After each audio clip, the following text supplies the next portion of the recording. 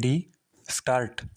Universities, which can be termed new in the sense that not even half a century has passed since their establishment. This university, except the Banaras University, may perhaps be said to be the oldest, but it was only a little time ago that it assumed its present form, and from that point of view, it may be said to be the youngest of the new universities. Naturally, its traditions have not yet become so rigid as to make it difficult for it to move in any direction it chooses for itself. I therefore expect it to maintain a system of education which would enable it to fulfill all the purposes which education has in the life of man. I have observed on several occasions and at several places previously that our present educational system, whether of the primary or secondary schools or of the universities, does not seem to be fulfilling those purposes, and that at any rate it is not fulfilling those objectives in a balanced way. With your permission, I would like to say a few words about this question today.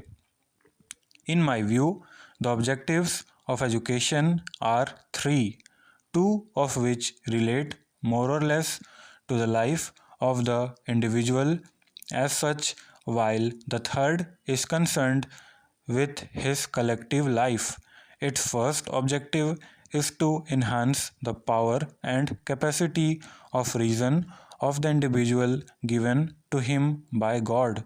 It is true that reason is a gift made by nature or God to man at the time of his birth, but in its pristine form, its capacity and power are extremely limited. If a person were to be left to depend on his untortured reason alone, he would not be able to use it for any good to himself or to his fellows due to severe limitations of space and time. But if this rational faculty is enriched by the accumulated experience of the past generations, its power and capacity are increased very greatly, for then the individual is able to grasp numerous truths of great utility relating to himself and the animate and inanimate world around him, which he could not possibly have learnt by means of his own unaided reason because of other reasons. The second objective of education is to train the senses of every individual human being as will enable him to employ them for fulfilling successfully all his physical and other needs. While knowledge is no doubt essential for a proper employment of these organs, their practical training is also necessary for the same purpose. However vigorous or energetic a man may be, he cannot effectively undertake any work unless his bodily organs are also properly trained and have some experience of that kind of work. The third purpose of education, in my view, is that it should evoke in the individual the qualities necessary to enable him to live and work with his fellow beings. Whether a person likes it or not, he has to live in society. No one can wholly retire from the world and live in an isolated cottage of his own. The life of complete solitude is nothing but a beautiful fancy of the poet. It is not and cannot be a fact of life. it is possible that an individual may live in solitude for a little time, but he cannot do so for all his life. So, when collective life is an inevitable and ineluctable fact of human life, it is absolutely necessary that every individual should be fully conversant with the art of collective living.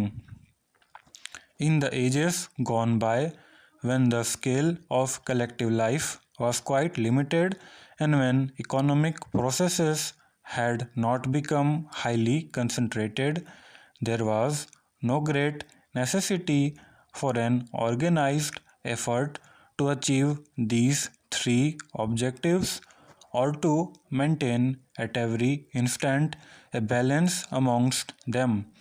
But today, when the scale of collective life is almost worldwide, and when economic processes have become concentrated beyond imagination, it has become highly necessary to make intense efforts to help the individual realize these objectives in his life, not only in the realm of mind but also in that of action.